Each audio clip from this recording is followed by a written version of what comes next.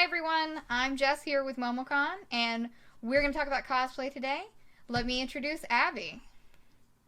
Hello, I'm Abby. I also go by Abby ADOS Cosplay. How is everybody doing today? Well, I'm doing pretty good. I mean, it's JapanFest finale weekend, so I'm pretty stoked. Got my Japanese food here ready to go. Gonna have a fun weekend. That's exciting. I loved Japan Fest when I went last year, and I believe I went the year before as well, and it was fantastic. So I hope everybody's having a wonderful Japan Fest. Yeah, it's sad that we have to, meet digitally through COVID, but it is what it is, and I'm happy that JapanFest can still happen. So, Yes, tell us a little very bit about happy for the opportunity. tell us a little bit about yourself, how you got into cosplay, and what cosplays you have to show today. Yes, so I started cosplaying in 2006. It was actually at MomoCon was my first convention back when it was a couple hundred people at the Georgia Tech Student Center. I'm kind of what you would call like a veteran cosplayer, so I think this would be 14 years for me. I've competed in and judged different costume and craftsmanship competitions. I also run panels to teach people how to do what I do. You can, if you have any questions afterwards, you can always find me on Facebook or Instagram, Abby ADOS Cosplay. Um, I haven't been very active recently, but I mean that's the world right now. So yeah. Excellent, excellent. Tell us a little bit about the costume that you're wearing, I guess, to start off with. Yes, so this is Officer Jenny. Um, Back up a little so you can see. She is from Pokemon, which is one of my favorite series of all times. I've played almost all of the games, got really into Pokemon Go, been watching it since Ash was originally 10 years old, 20 years ago. And so Pokemon's always been kind of a big part of my life. Um, and I mean, Jenny is just a fun costume to wear. I think the wig is super fun. Um, I mean, she's a powerful woman too. I think that's important. I really like cosplaying powerful women. How do you get the wig to stand up like that? Like moving out? So much hairspray. So this is all actually just one wig. Um, it was like a Lolita style wig, so it was already kind of like super wavy and just so much hairspray and just kind of like spiking it out a little bit. Took a long time to do it, but I kind of like how it turned out. So kind of. It looks really nice. Did the wig come that color, or did you have to alter it or dye it or anything other than the physical? The wig came this color. I am abysmal at dyeing things, so I did not trust myself. This is actually the second wig I got for this costume. I like this color a lot better and decided to just go all out with the styling. Nice. Do you ever do groups with this costume with other people in like Pokemon outfits and things like that? I do. Back in, I think it was 2015, maybe. I actually had a huge Pokemon group at MomoCon, and I managed to get all 8 original gym leaders together for a big old photo shoot. We had all kinds of people cosplaying Pokemon, just all kinds of different characters from the series, and it was a blast. It was very hot because it was MomoCon, but we had so much fun. Awesome. When you do popular costumes like this that are more recognizable, do you ever take them into like public places for like Halloween events or anything and get a lot of people that are like, "Oh, I know that from Pokemon." Yeah, I mean, sometimes I actually don't do much for Halloween usually because I feel like most people wouldn't understand what I'm wearing, but I think Officer Jenny would be one that I would be more likely to wear out and about and like outside of a convention setting because I feel like it is more recognizable. It looks great. Absolutely great. So tell us about the pig head behind you, because that one looks Okay. fantastic. So the pig head, this is Inosuke um, from the super popular series right now, Demon Slayer. This is actually one that I created for my friend Gary, kind of last minute actually, so I'm gonna give him better eyes, but um, kind of proud of this guy. I think I made him in like a week or so. He's fur. I 3D modeled myself and designed the nose and the tusks. Um, the eyes themselves are actually Christmas ornaments, like the plastic clear ones that you get from the Dollar Tree. And I carved those out and trimmed them down, and then I just painted over them. Um, the fur was the fun part to work with. especially like coloring it. A lot of people don't know you can water down acrylic paints and color fur with it, and then once it's dry, you can brush it out. So it's not even like stiff, like you can move the fur and everything on it. Nice. So that part was fun. I did also 3D print like the little tusk. So this part is also hard right here. And the fun part, I think, of making this was to get Gary's head shape so this wasn't like super big. I covered his head in saran wrap and then painter's tape, so I would have like a double of his actual head. Because fun fact, most mannequin heads are smaller than human heads. And Gary, I love you, bro, but you got a little bit of a big head, so I wanted to make sure it would fit. So I covered his head in saran wrap so the tape wouldn't stick, painter's tape, and then cut him out of it and reassembled it and kind of modeled it out of that. I used a bunch of foam and stuff. I don't know if you can see inside. Yeah, we can kind of see it. Yeah, yeah. No, that's a nice structure. How is the nose structured? Is that just more foam? Like the nose itself. So this was 3D printed. So I modeled this myself. The whole thing deep is 3D printed though. Like the not. I guess the whole nose piece. No, so it is EVA foam underneath there. Okay. So like the snout itself. So just the nose part is 3D printed under the fur. So that's like hard. I don't know if you can hear it. Yeah. And that's just glued up against more EVA foam. So what I did was kind of like tape a bunch of different pieces of foam to it. I just used like the thinner foam, and then I went back and used that as a pattern to do thicker foam over it. And that's how it's like holding its shape. Better than if I were to just stick with the thinner foam. And I actually salvaged, I believe, like the top of it is like a really old skateboarding helmet that I had thrifted a long time ago that kind of just keeps up everything like there. So then I can like set it on like, mannequin heads and things like that. Well, it looks really good. How long did it take you to make? You said you made it very quickly. I did. I think this took less than a week right before Dragon Con because I was working on like 5 other costumes at the same time, but Gary and I were really passionate about Demon Slayer, and I said, look, okay, so I will make this for you, and then I ended up making his swords too. I don't think you can see them, but they're up on a shelf right behind me. So this guy in the series is just kind of like a crazy kamikaze, I'm going to go beat up all the demons ever kind of guy. And I really love him because he's also really stupid. So I felt like a connection to him because I just want to like pat him on his little head. And also, I don't know if everybody remembers last year, there was the 30 to 50 feral hogs meme that was going around. So that was the thing was I rushed and made it in time for Dragon Con because there was a 30 to 50 feral hog photo shoot at Dragon Con, and I said, I'll do this for you if you buy the fur, and I'll do everything else, but you have to go to this photo shoot so I can get a picture of it. Which is a lot of what cosplay is for me, is doing fun things like that, just kind of being off the wall and doing stupid things with my friends. So that's a big motivator for me. Like, the dumber the things we can do, the more likely I am to do it. Well, within reason, like safe things, Of course. And disclaimer, if anybody out there is thinking about wrapping your friend's head in saran wrap, please, let's leave air holes. Let's be very safe when we do this. Let's not duct tape people's heads without putting something underneath it. That would not, don't try that at home. Like, don't try putting duct tape on people at home. Look up a tutorial on YouTube first. This was not the first time that I'd done something like this, and I watched somebody else do it first. So yeah, you always leave the nose open, and you take the mouth and the eyes last, if you have to do that. And make sure they're not claustrophobic, and if they do get claustrophobic, just call it a day and maybe try it another time or use your own head. So yeah, always safety first. And get safety scissors. Get safety scissors with like a dull end, like medical scissors are the best, and then you won't cut their hair when you're cutting it off. That is also a concern. I'm good at it, but the first time you do it, it is very, very scary.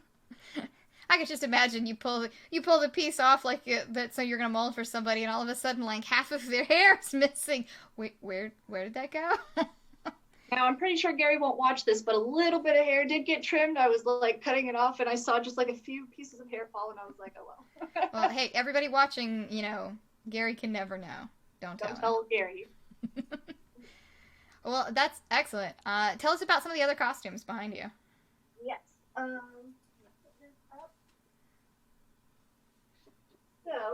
Well, actually, while we're still talking about Demon Slayer, so these are the swords that I made for him. I wanted to talk about these because a lot of people get super intimidated when they look at cosplay props and how to get started on them. I mean, you can see, if you look up cosplays, I'm sure that you'll see just like massive, massive props, huge anime swords, you know how a lot of Japanese game designs are. But these were actually fairly easy to make. So these are all EVA foam.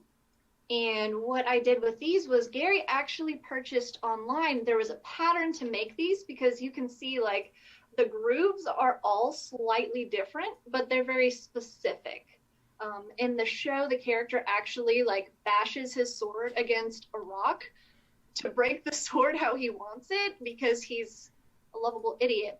And the cool part is so this sword was actually starting to fall apart, so I can actually show you the interior of it. What I did is, because EVA foam tends to flop around, was I needed like a spine to go into it, but we were super short on time. I didn't want to layer EVA foam and then have to deal with that later. So you can actually see here, what I did was along the back of it, I made a groove and I put it's actually a straightened out coat hanger in it because it's fairly stiff. If I were to go back and redo it, it would absolutely be a wooden dowel because, I mean, the tips of this, where it ends, it's kind of wobbling a little bit, and I have to redo these, but these suffered a lot of abuse. Most of the time, they will hold up a lot better.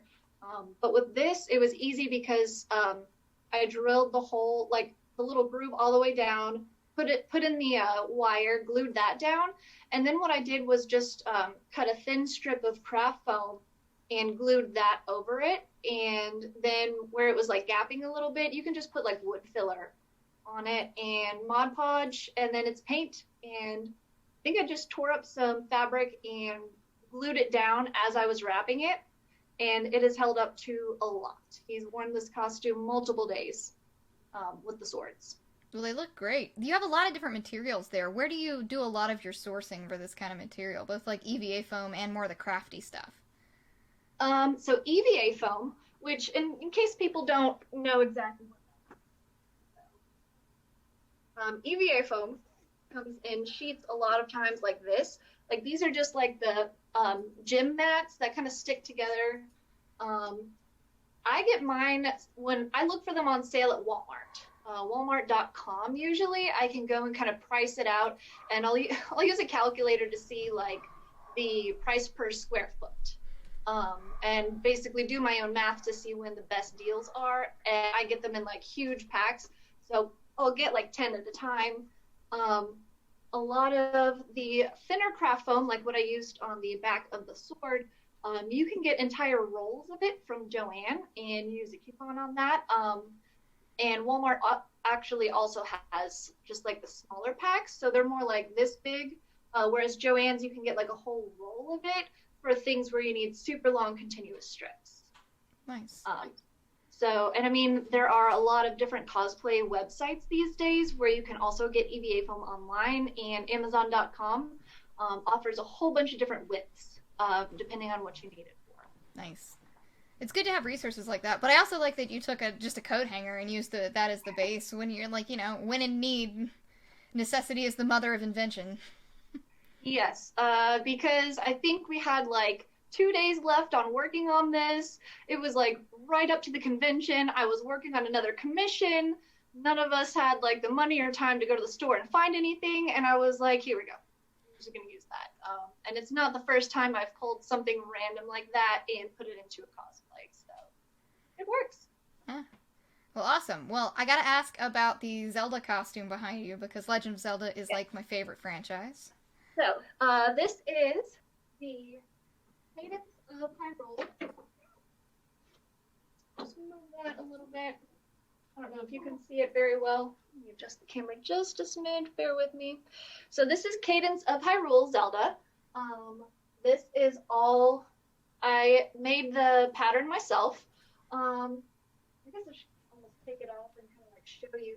But it is sparkly. It's like a metallic spandex that I applicate onto it. So what an applique is, which is a common cosplay thing to get like the designs on your fabric, is you put it's two-sided like iron-on adhesive, and so you peel it off like the little covering on one side, iron it onto your design, so like all of the Triforce emblems and everything, and then you iron that onto whatever fabric it is.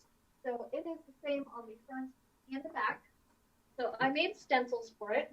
I don't know how well you can see it, but front and back has the same design. And then I did what's called a satin stitch over the top of it to keep it in place, because it will peel off after it's ironed on, which is just like a super, super tight zigzag stitch, so it looks just like a solid line of stitching. And that took, I would say, probably 10 hours to do for just the applique part of that. That's dedication. It is a lot of dedication. I found this is taffeta, is the fabric that I chose to go with this. I got that off of Amazon for really cheap, and when it came in, I was so excited because I ironed it, and I thought I ironed it too hot, and it didn't melt, and I was very excited about that.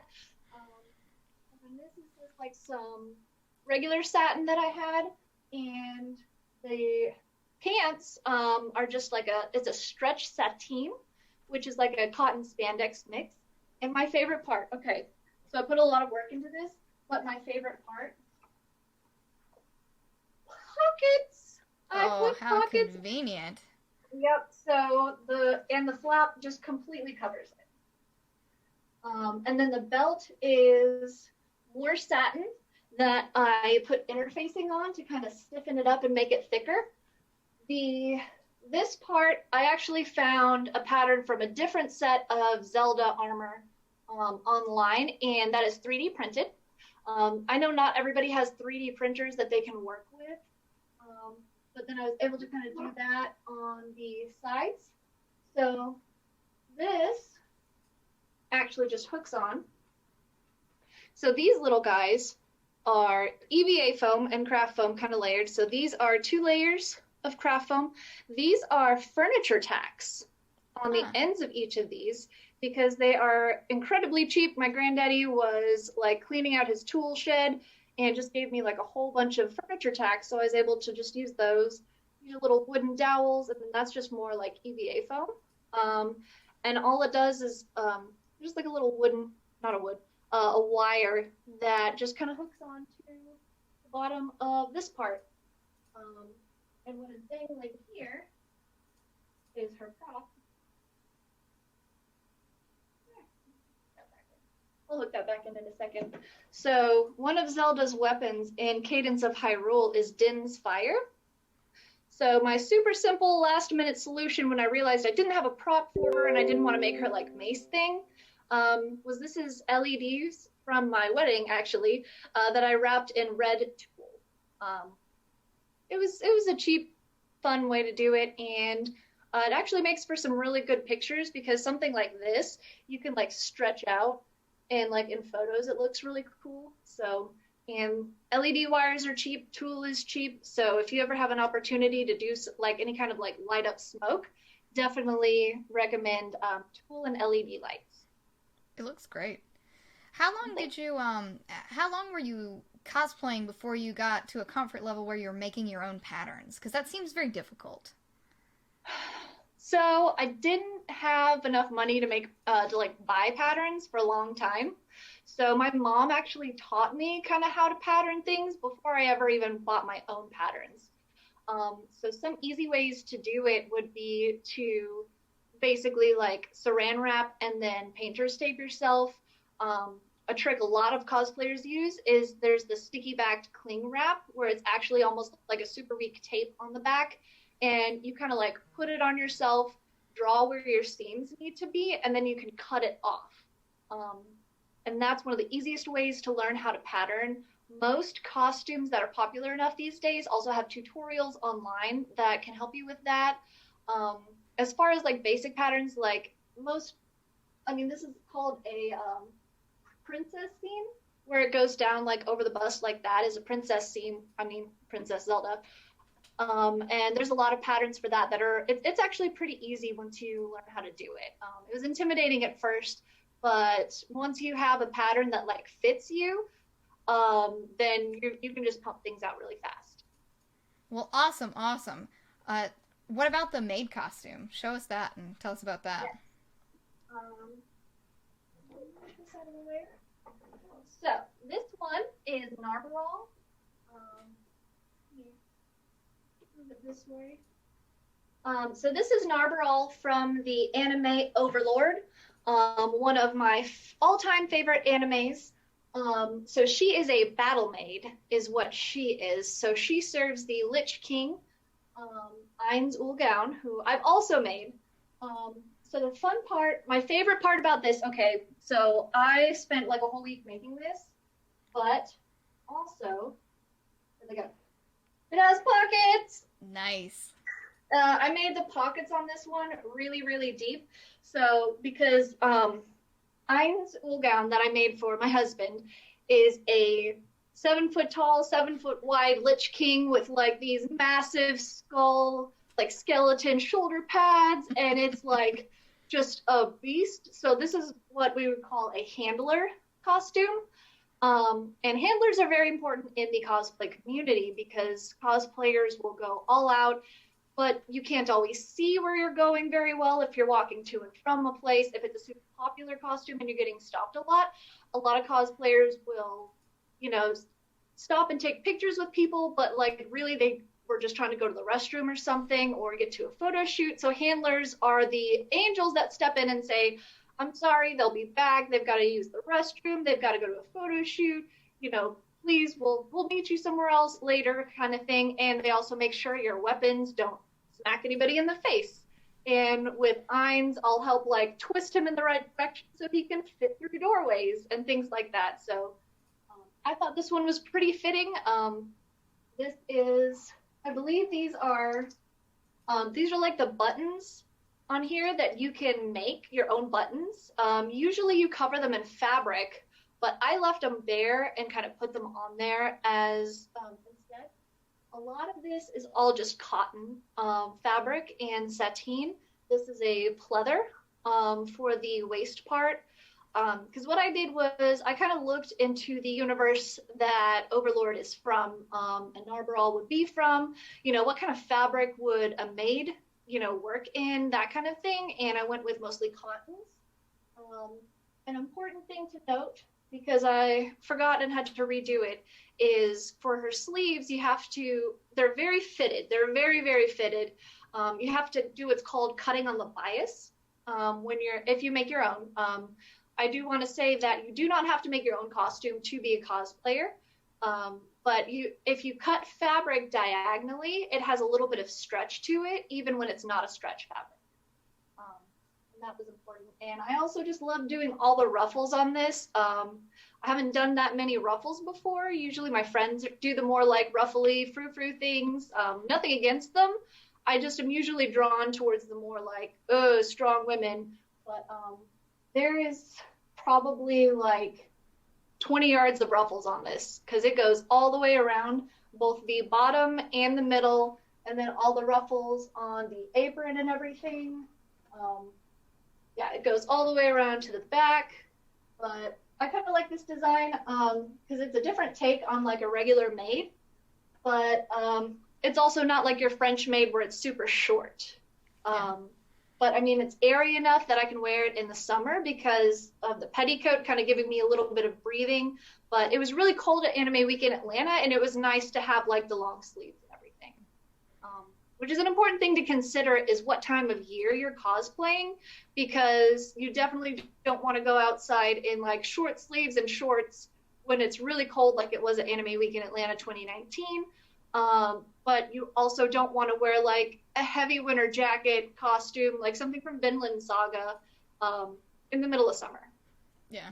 So. That makes sense. Can you talk a little bit about the different types of fabrics? Because I feel like that's a selection that most people wouldn't think about, but like you talk about having long sleeves versus short skirts, heavy fabrics in the winter versus the different types of fabrics and how you can use them in cosplay. Yes. So comfort is something that I talk about in some of my panels. Like I talk about a Cosplay 101 panel. Different types of fabrics would be chosen for, like, I do have costumes with different thicknesses of fabrics, and I wouldn't wear some of them in the middle of summer, but I would wear it, to like SeishunCon in February, that sort of thing. But as far as fabrics, you absolutely need to consider where it's from. Like if it's from a slice of life anime, then yeah, you can go with like a synthetic type of fabric, like different polyesters, and a lot of online retailers like Easy Cosplay, My Costumes, and Amazon sell a lot of school uniforms, and those are usually like a polyester blend. Something to consider is royalty would usually choose richer fabrics such as satin, silks, and taffeta, like on Zelda. And I do recommend not going with costume satin. You might see that price tag and you think that, oh, that's a great deal, I'm doing cosplay on a budget. But one thing I would recommend is if it's got any kind of shine on it, is take a picture of it if you can see it in person, anyway, safely, and with and without your flash, because a lot of shiny they just look cheap with flash photography sometimes, and even some nicer fabrics don't photograph well. So that is something I do if I can go to like Japan Fabrics. Is I'll take pictures of it, especially next to, like, if I've got different purples and blues or something that I'm trying to match up, I'll put them side by side and take pictures of them, just to see how they would look through the camera, because cameras in real life are definitely different. Let's see. So one thing I like to mention is a lot of people, when they are first trying to make like a kimono, you go into the fabric store and you see things like brocade, which is like a heavily embroidered, silky, satiny fabric. But kimonos are usually more of a cotton fabric. So I would recommend doing not a shiny one. Otherwise, you're going to look like a disco ball. And anyone who knows what, like, I feel like we've all been there at some point where, you go to Party City last minute, that sort of thing. But if you're trying to make your own, definitely splurge on like a cotton, like a nicer cotton for that. They have really pretty prints that you can get of all types that won't light you up like a disco ball. And I mean, you can always use it for little accents, like on the obi and everything like that. But yeah, definitely go with the cotton for that. If you're going for a superhero, definitely go for like a spandex usually. I would recommend splurging on a thicker spandex. There's I think it's called Milliskin, is what a lot of cosplayers use, especially for like their Sailor Moon. I feel like everybody knows what Sailor Moon is. That's what everybody uses for their sailor. It's called a sailor fuku. And that's what they use so that you don't see through it to your undergarments when you're using like flash photography or anything. And Yaya Han has a bunch of like cosplay specific spandex and other fabrics, and I've used them and they are absolutely lovely. They're on the more expensive side, but if you can catch them on sale, they're fantastic, and I would absolutely recommend it. And another great idea for if you're unsure on what fabric you need to use for something is Google cosplays of it. I've actually basically stalked on the internet, like different, like if you go to Google image search, you just look up such and such cosplay. I was making a commission for Demon Slayer, and I was like, I need this fabric that like, it's an ombre, which is like it fades from yellow to orange. And I was having a really hard time finding exactly what I needed. So I like hunted down this really good cosplayer on her Instagram and messaged her to find out what she used. And I've never met a cosplayer that's not willing to tell you exactly where they got it from, especially if they like the fabric. And they will definitely tell you if they don't like the fabric. But there's 1,000 YouTube tutorials at this point that people will talk about how they made it, what they made it with, but absolutely look up hashtags on Instagram. And a lot of people on Instagram are definitely willing to talk to you. I'm glad you brought that up. Every cosplayer I've ever met has always been willing to share knowledge and be forthcoming, and I think it's a great community, and it's just another example of cosplayers being a great community. Absolutely, but also don't get discouraged if they say this was from my fabric stash 10 years ago and I have no idea what it is, because multiple cosplayers gave me that answer when I was researching that ombre fabric, and it was disappointing, but I kept on and I found what I needed eventually. but I mean, if you can find a fabric that's already what you need, I would usually opt for that instead of trying to dye it yourself, because there's a handful of cosplayers I know who are fantastic at dyeing, and I am not one of those. 14 years of cosplaying, I've never been satisfied with a dye job that I've done myself. One of the great things about the cosplay community is there's people that have different skill sets. Like I love doing props and armor. A lot of my friends are more like, they're amazing at sewing and wigs and things like that. So if I need something dyed, I will say, here you go. Now I will make this like accessory or prop for you. And the cosplay community is wonderful with that, because you can absolutely swap labor.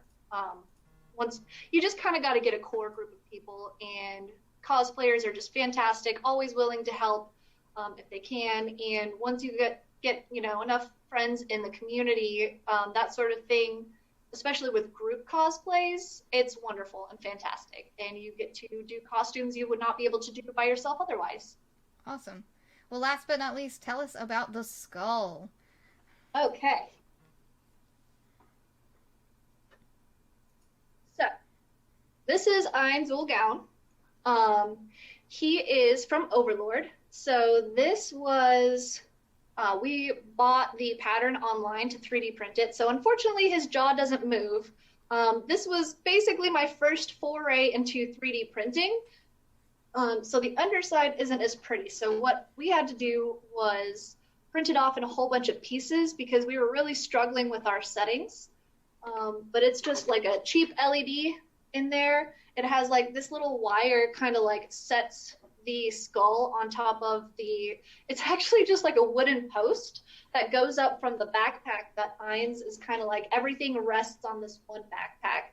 And I do have this little hood is just Velcroed onto the top. I don't think you can see it, but Ain's was, I couldn't fit him in here and fit my other costumes.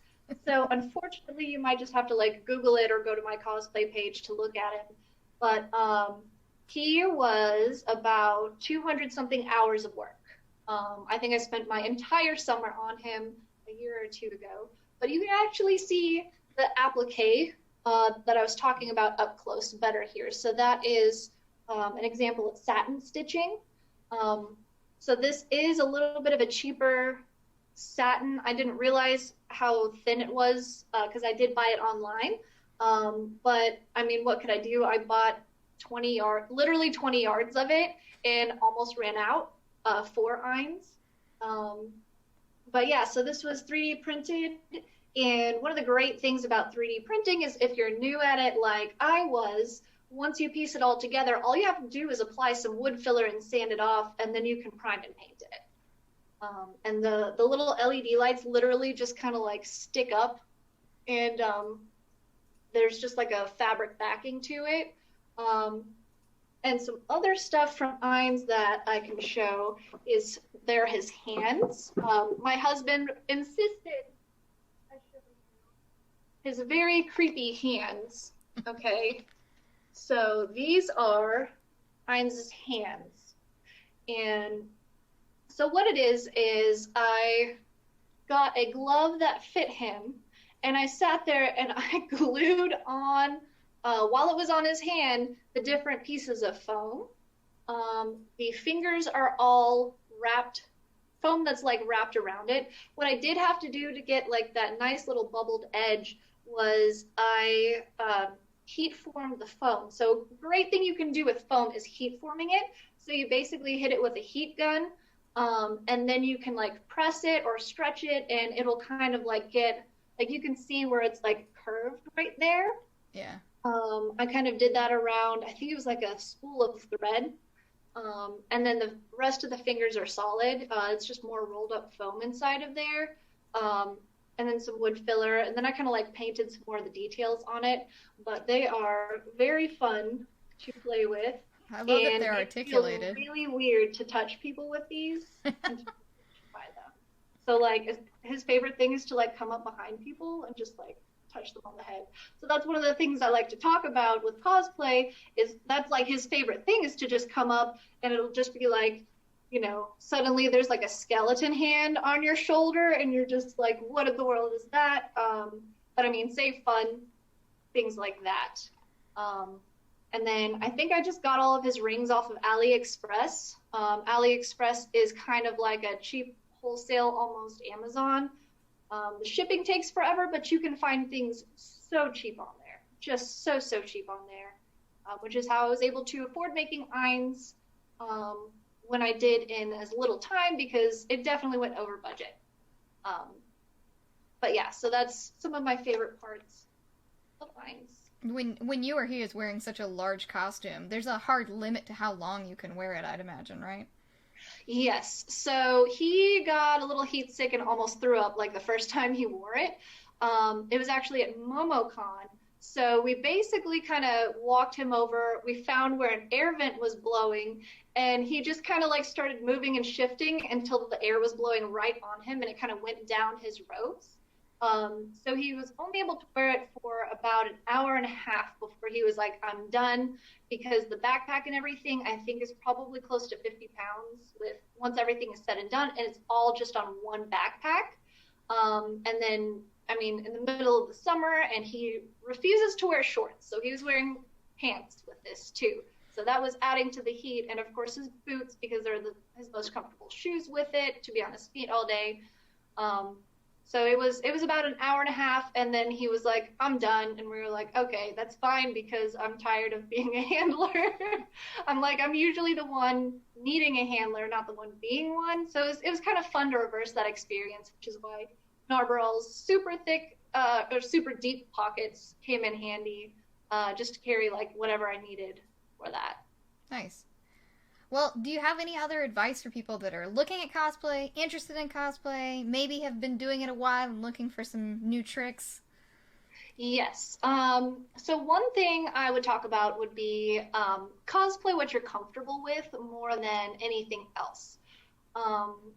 If you do not like showing a lot of skin, don't choose something that you wouldn't be comfortable walking around in for long periods of time.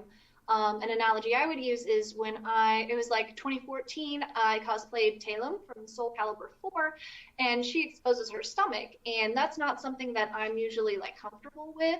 And every time I would be like nervous, even just stepping outside of the hotel room, and I never wore that for very long. I think I only ended up wearing it a couple of times just because it wasn't super comfortable for me.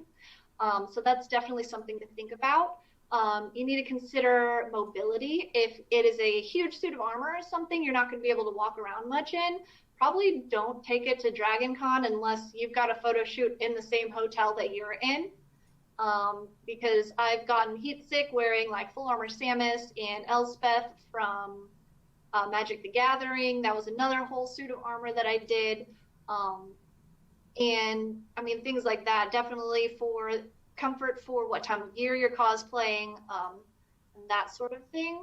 Let me see. I would say another thing is budget more than you think it's going to be, because there are definitely, especially as you're learning how to cosplay, there's hidden costs. There are things where it's like you mess up on something, and it happens. It happens to me all the time. I'm like, oh no, I cut this out, and I'm now out of that fabric and I need to go buy more. Definitely check out other cosplayers' pages and everything on Instagram. Like if you really are looking specifically at a character you want to do, ask them where they got their wig, ask them if they commissioned it. Absolutely do not feel bad about buying a costume online. I've bought costumes on Amazon. I've looked into Easy Cosplay. My Costumes is stepped up, and now their stuff, like 5-10 years ago, I would say no, but nowadays a lot of their costumes are looking really good. And it's especially with fancy designs, like a lot of the Demon Slayer stuff where it's like full butterfly wings and everything on their kimonos. It's like that would take me 100 hours to do, or I could just buy it. So don't feel bad about buying something, because you don't need to make it yourself to enjoy it or to have fun in it. I would say also, if you're not going to be comfortable wearing something, don't let your friends talk you into it. because there's costumes like that. But I will say, if you give certain groups a chance, group cosplays are absolutely my favorite, and I've had the best time of my life doing group cosplays. And a lot of cosplays end up like it looks expensive to kind of start, but once you start building up your base of like tools and threads and paints and things like that, the cost over time starts to go down. So I would also check out the Dollar Tree for just about anything. Those clear ornaments for Christmas time have saved my life on so many different accessories that I need. Definitely go with googly eyes, because different sized googly eyes are fantastic, like little knobs on like whatever you need, fake buttons that you just want to glue on. The Dollar Tree also has super cheap sandpaper if you're looking at doing props. They have crazy glue, which is my favorite type of glue. They have it in gel and the regular liquid with different uses for that. They have hot glue sticks for $1. And once you start cosplaying, you will see why you need so much hot glue. And I would also recommend always never underestimate the power of Mod Podge on a prop, because it definitely adds that pop. It makes everything smooth. And don't ever feel afraid to ask cosplayers for advice. If you are worried about doing something, if you're not sure it's within your skill set, just ask around, and most cosplayers will get back to you. I mean, some people are busy though, so it might take some time, but I've never met a cosplayer that's not willing to help people. Well, awesome. Where can folks find you on the internet? How can they follow your cosplay? I am on Facebook and Instagram. It's Abby ADOS Cosplay, which stands for Attention Deficit Oh Shiny Cosplay. So I haven't been posting much, but hopefully I'll change that once conventions pick back up again. I've mostly been focusing more on commissions recently than my own stuff. I've been making a whole bunch of masks. I think I've made several hundred masks with everything going on that I've donated to hospitals and things like that. So I haven't posted much, but I mean, fingers crossed next year there will be a lot of content to enjoy. Yeah, absolutely. Can't wait for it to come back. Thanks everybody for joining us for this cosplay hour here. You can check out MomoCon at momocon.com, and please absolutely check out, we have a digital event coming up in December. Let's Get Digital. It'll be December 11th through 13th. You can find that at digital.momocon.com. And thank you, Abby. I appreciate you talking to us today. And thanks, JapanFest. Have a great weekend. Thanks. Bye, guys.